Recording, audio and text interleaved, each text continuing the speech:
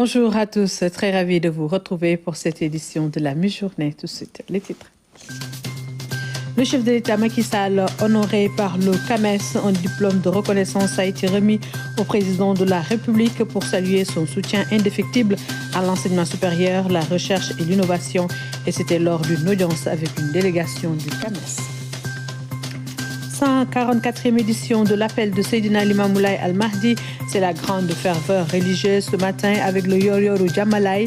Les chants religieux résonnent de partout et les femmes occupent une place importante. Elles incarnent l'égalité et la complémentarité dans le chemin de la foi. La célébration de l'appel de Seydina Limamoulaye, c'est également la ziara à la grotte Khunto Bodongor. Dans ce lieu sacré se cache un trésor spirituel méconnu du grand public. Cette grotte a servi de retraite à Seydina Limamoulaye. CAN Côte d'Ivoire 2023, la Confédération africaine de football tire un bilan positif de la compétition. Selon Patrice Motsepe, cette édition est la plus exceptionnelle de l'histoire du foot africain. Le président de la CAF était face à la presse. Bienvenue à tous. Le président de la République a été honoré par une délégation du Conseil africain et malgache pour l'enseignement supérieur, CAMES. Cette institution de renom a remis au chef de l'État un diplôme de reconnaissance, saluant son soutien indéfectible à l'enseignement supérieur, la recherche et l'innovation. Au nom du secrétaire général du CAMES, le professeur Moussa Baldé revient ici sur la portée de ce geste. On l'écoute. À travers cette audience, le président de la République reçoit des universitaires membres du CAMES. L'institution africaine est venue remercier le chef de l'État pour ses actions en faveur de la communauté universitaire d'Afrique. L'objet de notre audience de ce jour est, Excellence, de venir exprimer au nom de l'ensemble de la communauté universitaire et scientifique des 19 pays membres du Conseil africain et malgache pour l'enseignement supérieur, notre profonde gratitude pour votre soutien à l'enseignement supérieur et à la recherche, mais notamment au CAMES. À cet effet, avec l'accord de Monsieur le ministre de l'Enseignement supérieur, de la Recherche et de l'Innovation, et en parfaite synergie avec Monsieur le Président du Comité consultatif général du CAMES, nous avons souhaité, Excellence, vous décerner un certificat de reconnaissance. Une première pour le CAMES qui exprime par ce geste ses profonds et sincères remerciements pour l'œuvre que le président Macky Sall réalise au Sénégal et en Afrique et son engagement pour la promotion de l'enseignement supérieur et de la recherche. À ces efforts s'ajoute le prix qui porte son nom et qui permet de faire de la recherche de qualité.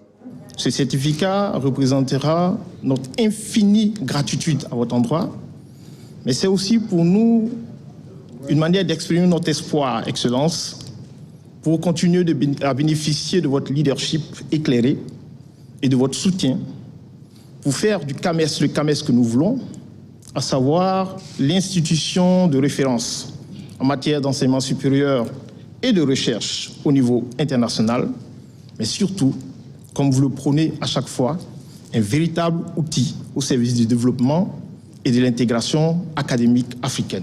J'accepte avec plaisir et fierté cette distinction.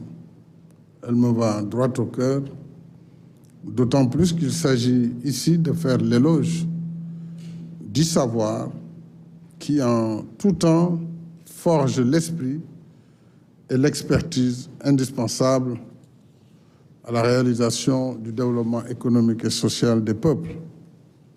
S'y ajoute, Monsieur le Secrétaire général, que je suis, comme beaucoup parmi vous, un pur produit de l'école publique, du début à la fin de mon cursus. Sans l'école publique, beaucoup d'entre nous n'auraient peut-être pas pu emprunter le chemin de l'ascension sociale pour réussir leur accomplissement personnel. Le président Macky Sall de réaffirmer que ce qu'il fait pour l'éducation et la formation ne relève pas de circonstances conjoncturelles, mais plutôt d'une volonté et d'une conviction profonde. Il s'agit d'une certaine manière de rendre à l'école ce qu'elle nous a donné. en tendant la main aux jeunes générations afin de les aider à réaliser le rêve de leur vie. Je crois profondément à l'éducation et à la formation comme vecteur de progrès. C'est le sens du Fonds Macky Sall pour la recherche et du prix qui lui est associé, que vous avez bien voulu donner, puisque c'est le CAMES qui a choisi le nom du parrain, pour récompenser chaque année les meilleurs projets de recherche scientifique universitaire de l'espace du CAMES. C'est également le sens de la tenue au Sénégal en février 2018 de la 3e conférence internationale de reconstitution des fonds du partenariat mondial pour l'éducation qui a permis de mobiliser 3,1 milliards de dollars sur la période 2018-2020. C'est dans cet esprit d'ailleurs que ses pairs de l'Union africaine lui ont confié depuis des années la présidence du comité des 10 chefs d'État et de gouvernement champions de l'éducation, de la science et de la technologie. Ce comité de 10 est chargé de porter le plaidoyer pour que l'éducation, la science et la formation, mais également l'innovation, restent au cœur des priorités de l'Union africaine. Je note que par une heureuse coïncidence avec notre cérémonie d'aujourd'hui, le sommet de l'Union africaine cette année a retenu comme thème l'éducation pour un accès accru à un apprentissage inclusif et qualitatif tout au long de la vie. Voilà ce qui rappelle une des vocations essentielles du CAMES. Au secrétaire général du CAMES, le président Macky Sall a assuré sa détermination sans faille à poursuivre ses efforts pour la réussite de la mission de l'institution africaine. Le chef de l'État et le CAMES s'engagent ainsi à tenir ferme le flambeau de l'éducation, de la formation et de la recherche pour baliser la voie de la réussite aux générations actuelles et futures. Voilà le chef de l'État qui a reçu une délégation du CAMES. Le compte-rendu de la rencontre est signé à Aboubakry Kane. Une autre rencontre entre le Premier ministre et les centrales syndicales hier à la primature. Les syndicats les plus représentatifs ont été conviés à un dialogue franc autour des préoccupations des travailleurs. Une revue des revendications a été faite devant les ministères concernés. Le Premier ministre fixe désormais un rendez-vous semestriel avec les secrétaires généraux pour le suivi des dossiers, nous dit Aram Dawa. Des syndicats qui tirent leur légitimité des dernières élections de représentativité du 12 décembre. Synthèse FC, UNSAS, CSA, le chef du gouvernement a souhaité avoir avec leurs secrétaires généraux et représentants un dialogue franc et dynamique. L'occasion donc nous est aujourd'hui offerte de recueillir vos suggestions et réflexions sur la situation sociale de notre pays afin d'anticiper sur les potentiels conflits sociaux dont l'impact sur l'économie compromet à coup sûr les immenses efforts pour garantir un climat social apaisé, propice à l'émergence économique. Les syndicats qui ont longtemps attendu une rencontre de cette nature n'ont pas boudé leur plaisir de porter de vive voix les préoccupations des travailleurs. Des efforts sont faits, le gouvernement et le président de la République ont procédé à des ajustements de salaire, des augmentations substantielles pour les enseignants, pour les fonctionnaires, mais dans cette mise en œuvre, nous avons estimé, en tant que centrale syndicale, qu'il y a quelque part une inéquité dans le traitement des fonctionnaires de l'État. Le gouvernement a fait beaucoup d'efforts, il faut le reconnaître. Mais nous avons l'habitude de dire que la source de la revendication est intarissable. Nous devons réformer certains textes obsolètes qui régissent les relations de travail.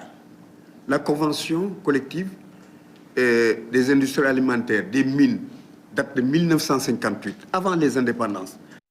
Les ministres des Finances, du Travail, de la fonction publique étaient aux côtés du Premier ministre pour des échanges techniques et des réponses poussées. J'apprécie en tout cas moi la qualité du dialogue qui est très franc, qui a permis de soulever un certain nombre de questions.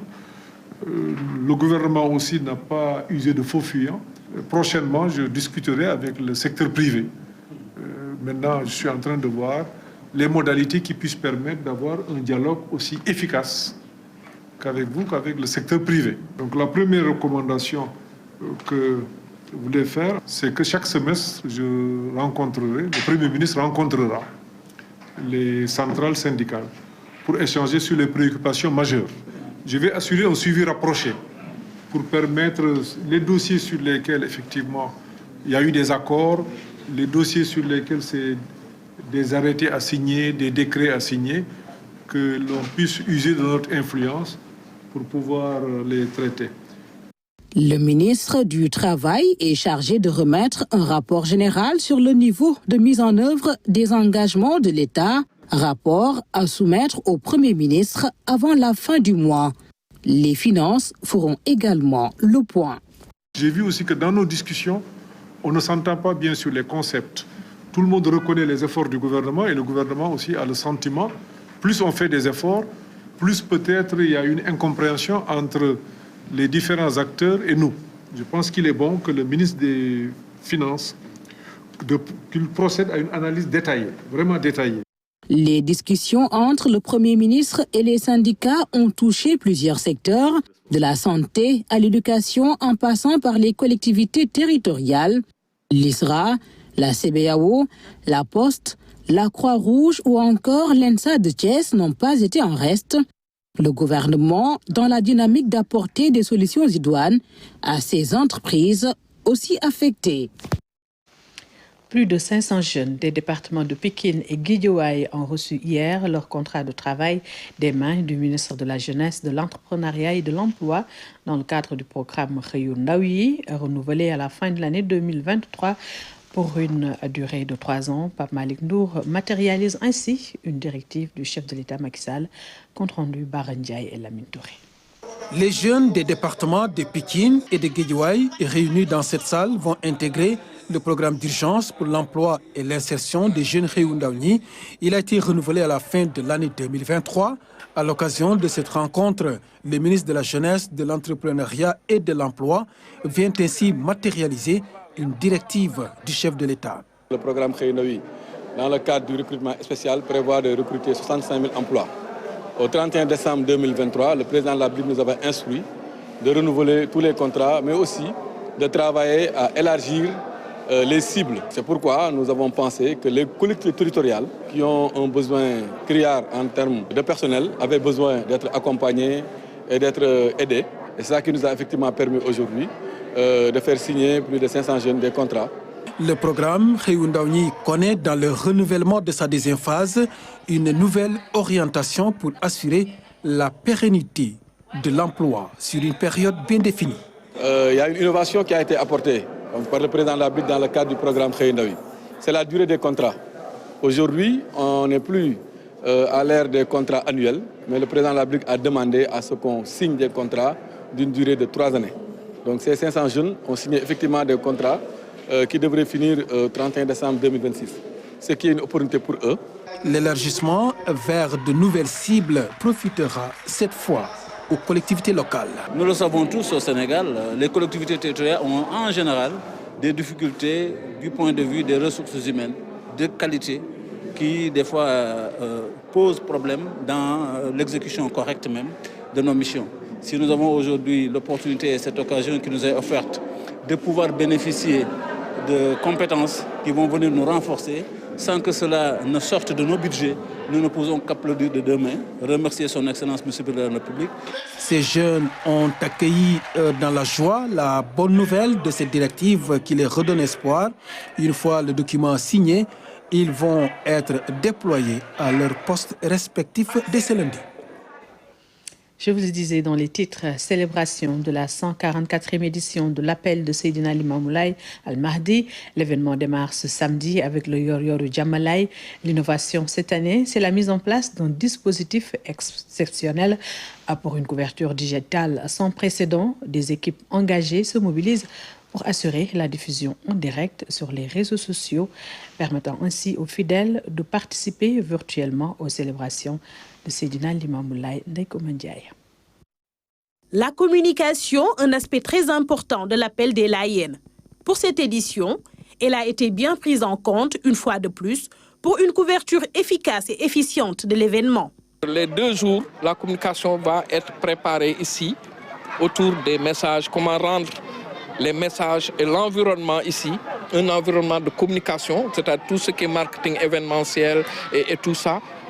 Pour l'aménagement, les micros, est-ce que les marabouts vont mettre un micro juste sans fil, le pupitre, le setting, comment ils doivent s'asseoir pour que les prises d'image et de son soient conformes à un niveau standard élevé. Des équipes déployées sur le terrain abattent un travail colossal avant, durant et après l'événement, comme ce site web basé dans l'Ohio, aux États-Unis. What we do is like every event in the Lion community. Nous couvrons toutes les activités de la communauté Lion. Pour l'appel, nous faisons des lives qui nous permettent de répandre le message de Seydina Limamou Laye dans le monde entier. C'est l'objectif de Jamalai TV. Il y a des millions de personnes qui se trouvent dans le monde et qui ne peuvent pas assister à l'événement. Nous faisons en sorte qu'ils le vivent en temps réel. All this event that we're covering so that they can also live it or watch it with us. Même ambiance chez ces jeunes. Depuis 7 ans, ils couvrent l'événement. Ils ont entamé les préparatifs des mois plus tôt. Nous avons des outils professionnels qui nous permettent de faire ce travail-là, des drones, des photos professionnelles, tout le matériel, des ordinateurs pro également pour nous permettre de faire ce travail. Mais nous avons également des ressources humaines de qualité parce qu'en fait, tout le groupe, c'est des gens qui sont spécialisés dans des domaines. Donc, on a des infographistes, des photographes professionnels, des journalistes, des rédacteurs web. Donc, tous ces spécialistes-là réunis font qu'en fait, Lion Digital et le pôle digital même de la communauté Lion fait un travail extraordinaire sur ce plan. Cette année, il y a une innovation. On a mis en place une plateforme d'accréditation de presse donc pour permettre à tous les journalistes qui veulent couvrir l'appel de s'inscrire sur la plateforme et de pouvoir récupérer leur carte de presse. Donc, ils ne sont pas obligés de venir jusqu'à Yoff pour prendre les cartes. Donc, les cartes sont disponibles via cette plateforme. La 144e édition de l'appel des Layènes se tiendra ce week-end à Cambérène, Ngor et Yoff. Le thème choisi est l'unité, socle de la stabilité sociale et politique. À présent, je vous plonge au cœur des traditions spirituelles de la communauté Layène, où les chants religieux résonnent comme l'écho d'une foi profonde et partagée.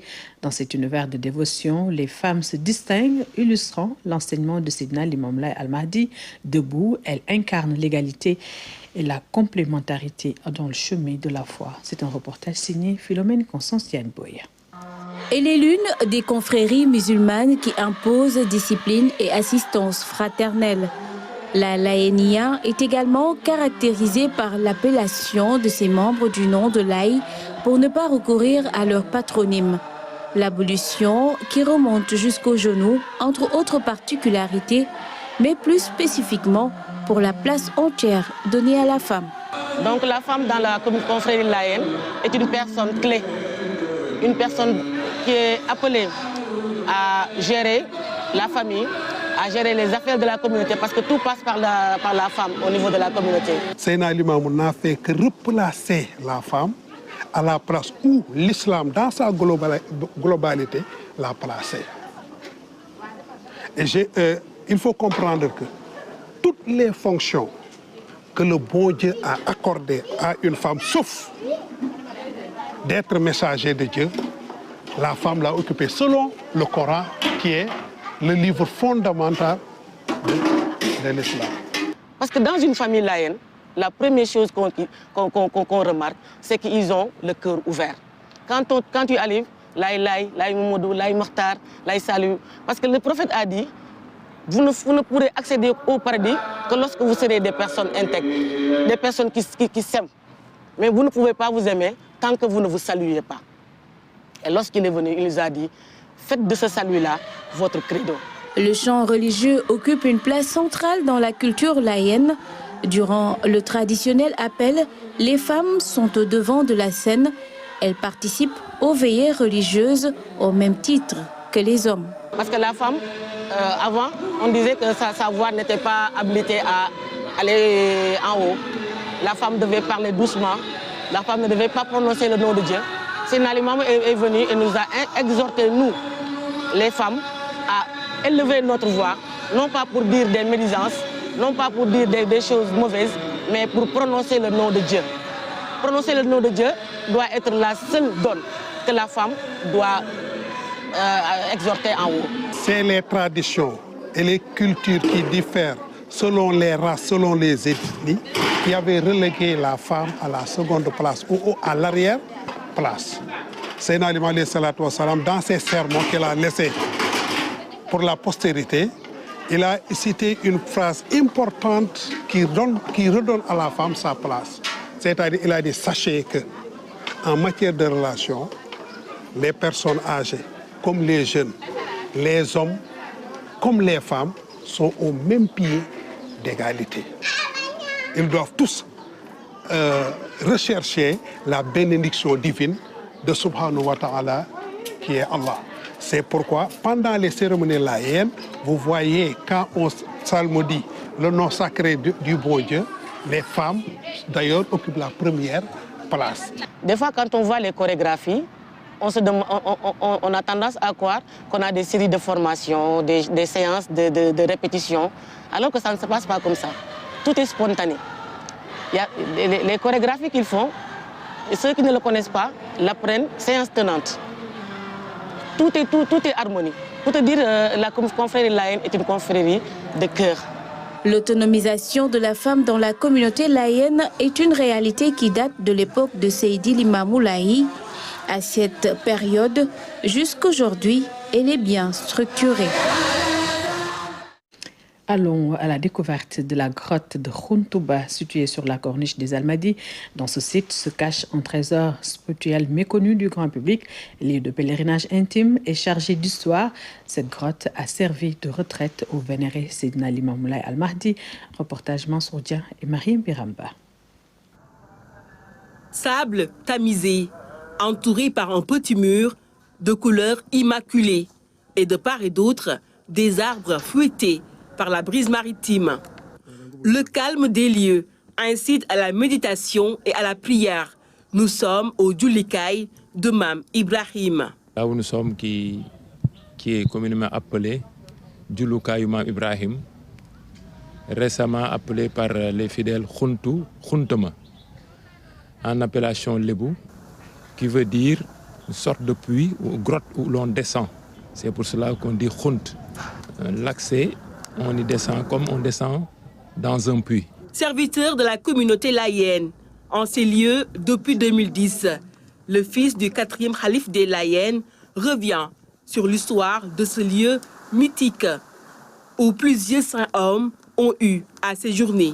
Ce lieu, déjà symbolique, est connu de tous les saints hommes qui sont natifs de notre pays, qui est le Sénégal, mais au-delà de nos frontières.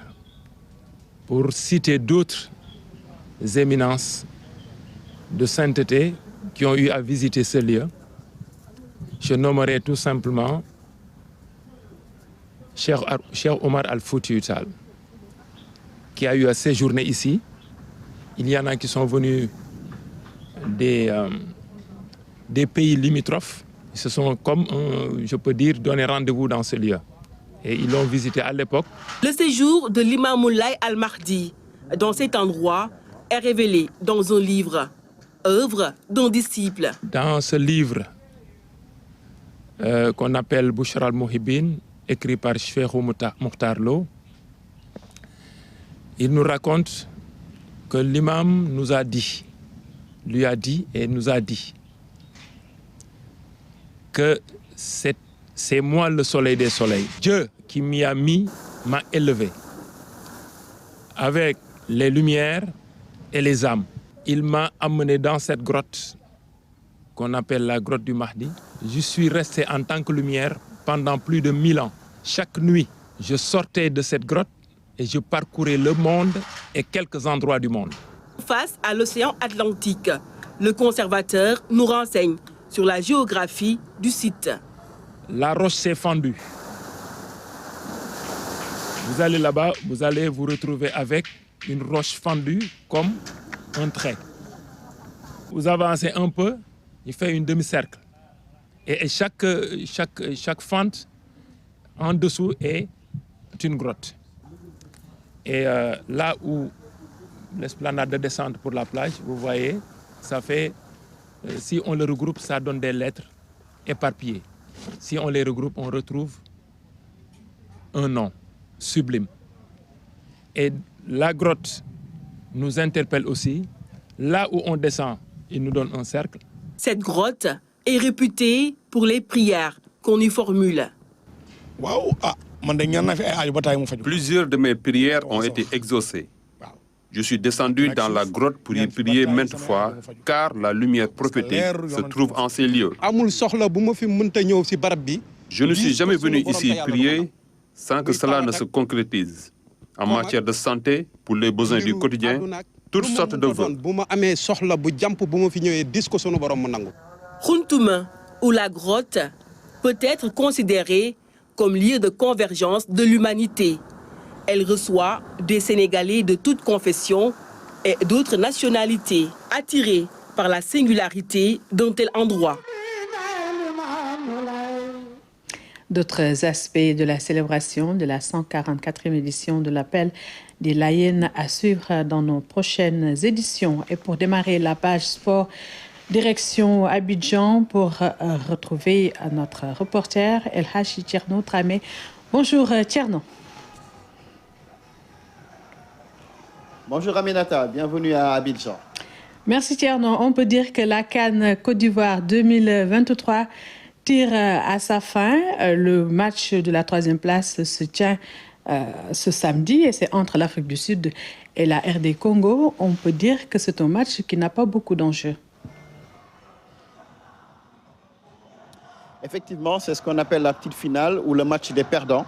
Voilà pourquoi d'ailleurs hier je disais que c'est le match que personne ne veut jouer puisque en fin de compte tout le monde veut disputer la finale.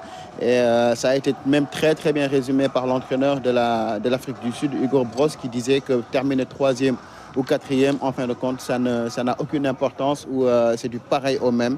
Et donc, mais bon, comme c'est un match de football, il faut le jouer. Et donc l'Afrique du Sud et la RDC vont se donner rendez-vous ce soir ici au stade de Félix Houphouët-Boigny à partir de 20h pour aller une place sur le podium et puis terminer en beauté cette Coupe d'Afrique des Nations. Et la finale de la CAN va se jouer demain, dimanche. Déjà, quel est l'état d'esprit au niveau des deux camps ?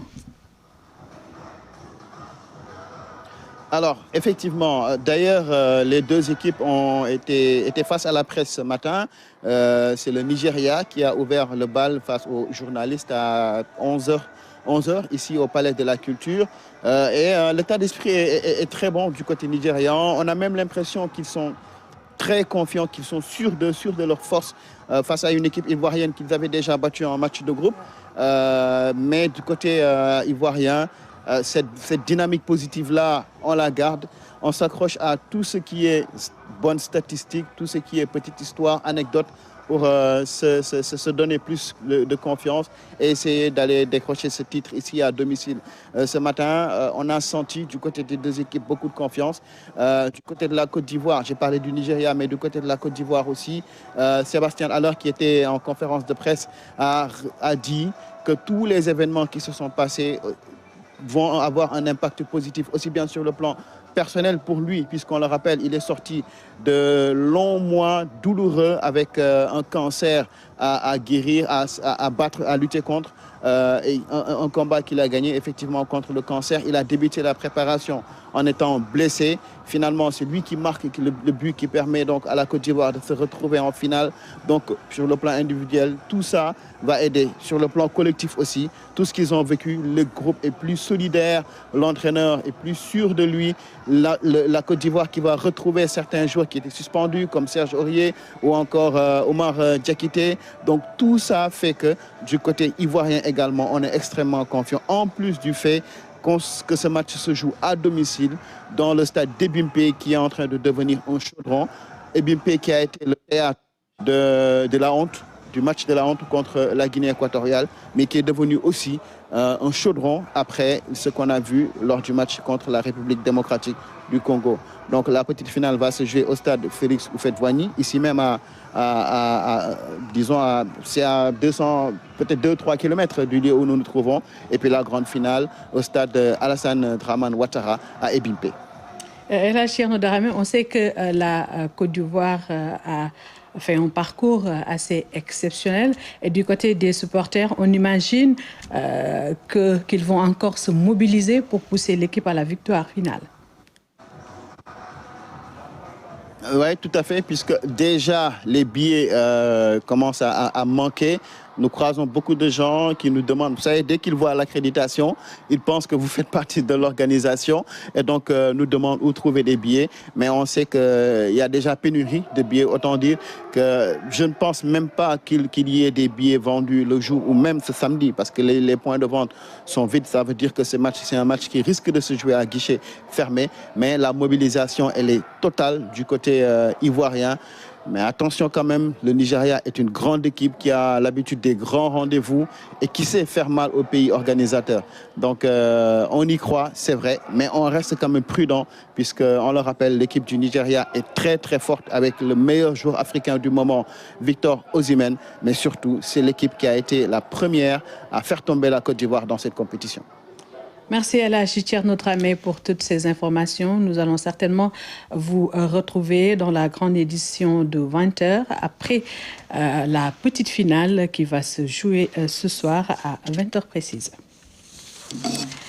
Et puis Patrice Motsepe, le président de la Confédération africaine de football, couronne la CAN en Côte d'Ivoire comme l'édition la plus exceptionnelle de l'histoire du football africain. Lors d'un face-à-face avec la presse, il partage un bilan positif de la compétition, nous dit Ibrahim Mbouba. Le président de la CAF décerne un satisfecit au pays organisateur de la Coupe d'Afrique. Selon Patrice Motsepe, la CAN 2023 en Côte d'Ivoire est un franc succès. Cette CAN est la meilleure CAN de toute l'histoire du football africain. Je voudrais remercier le président Ouattara, le Premier ministre, le gouvernement, mon frère Idriss, le comité d'organisation locale. Je voudrais remercier également le peuple ivoirien pour leur hospitalité et la manière dont ils ont embrassé le football. Le président de l'instance fêtière du football continental félicite aussi les deux équipes finalistes, deux grosses nations de football pour le feu d'artifice de la compétition. J'ai eu une audience avec le président de la Côte d'Ivoire et le président du Nigeria et ils disaient tous les deux qu'ils sont tellement excités, enthousiasmés, bien qu'ils viennent de la même zone, union zonale de la CAF. UFOAB, moi je suis le président de 54 nations de football. Je les aime toutes et j'ai un devoir vis-à-vis d'elles toutes. Mais j'aimerais dire que je suis fier du Nigeria et fier de la Côte d'Ivoire. Patrice Motsepe salue la montée en puissance des pays considérés comme de petites nations et reste convaincu que les grandes équipes reviendront plus forts en 2025. Il ajoute que la présente CAN a battu tous les records en termes de droits TV et de sponsors. Sur la gestion de la billetterie, il reconnaît les impairs et annonce que la CAF doit faire des efforts à ce niveau. L'hymne de la CAN Akwaba fait aussi vibrer les supporters pendant la Coupe d'Afrique. Un hymne interprété par trois vedettes mondiales, Assalfo, Yemi Alade et Mohamed Ramadan. Assalfo du groupe Magic System est l'auteur-compositeur du morceau qui célèbre le football et l'hospitalité. Nos envoyés spéciaux l'ont rencontré au siège de la Fondation Magic System à Abidjan pour revenir sur ce projet depuis le début. Reportage Massé Refei, Mamoudou Fall et Ibrahim Mbouba.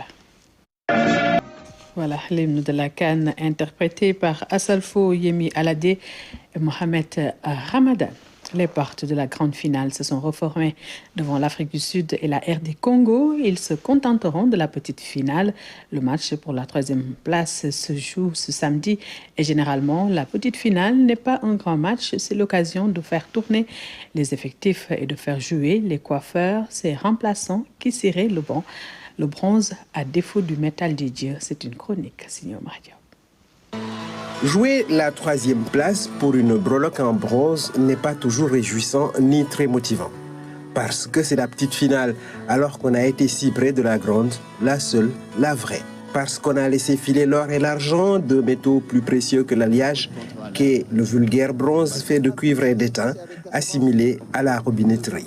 Malgré la déception d'être passé tout près d'une possibilité de sacre, on peut tout de même se consoler en se disant qu'elles étaient 24 sélections nationales sur la ligne de départ. Et toutes n'étaient pas boiteuses. L'Afrique du Sud présente l'équipe la plus locale du tournoi avec une ossature du Mamelodi Sundowns FC, le club du bien connu Patrice Motsepe, patron de la CAF. Ils vont livrer bataille contre les léopards sous la conduite de deux sabres à qui il faudra d'autres armes stratégiques pour vaincre Hugo Bross, qui pense à quitter le continent. Pour la petite finale, peut-on espérer un grand match ouvert avec des buts? Pourquoi pas? Cela suppose mettre de côté les petits calculs et jouer à fond la partie pour éviter un triste nul et de se départager au loto des tirs au but. À ce jeu dangereux, les prouesses sont inconstantes, demandait à Williams, le gardien sud-africain, pour s'en convaincre. Héros d'un soir qui, le match suivant, n'y a vu que du feu. Les tirs au but resteront toujours un exercice risqué, hypothétique, aléatoire, incertain. Mais le match ultime, celui qu'il ne faut pas perdre, c'est dimanche. Et parfois, ça se dénoue au tir au but. Le Sénégal est champion d'Afrique. Le Sénégal. La petite finale entre l'Afrique du Sud et la RD Congo va se jouer ce soir à 20h précises. Et nous en venons à présent au journal des régions.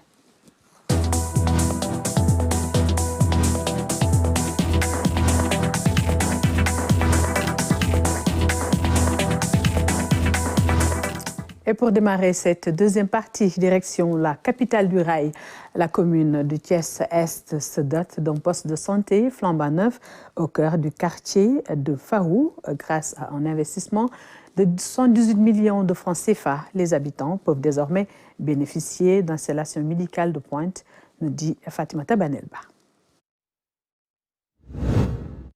Les populations du quartier Fayou de Thiès poussent un ouf de soulagement. Depuis 5 années, elles couraient derrière une structure sanitaire. C'est désormais chose faite. La mairie de la commune de Thiès-Est vient d'inaugurer un poste de santé flambant neuf pour une meilleure prise en charge de la santé de proximité des populations. Le poste de santé de Fayou est une réalisation qui a été faite sur une superficie de 1300 m². Et c'est d'un coût global de 78 800 000 francs. 78 800 000 francs. Avec un équipement de 20 millions de francs, dont 13 millions d'équipements qui nous a été offerts par l'association Horizon Sahel, à qui j'ai eu à rendre visite la dernière fois que j'ai été en voyage en France. C'est pour dire tout simplement que nous n'avons pas lésiné sur les moyens. Mais parmi les priorités, nous avons voulu faire de la santé, de l'éducation et du cadre de vie des super priorités. Nous savons tous que l'État du Sénégal ne ménage aucun effort pour la prise en charge des préoccupations des populations. J'en veux pour preuve les fonds alloués aux collectivités locales qui a considérablement augmenté. Je peux citer quelques exemples: le fonds de concours, le fonds de dotation, le fonds de décentralisation ou encore le PACASEN et même la contribution globale unique. L'infrastructure sanitaire respecte toutes les normes standards avec un logement de l'infirmier chef de poste au premier niveau.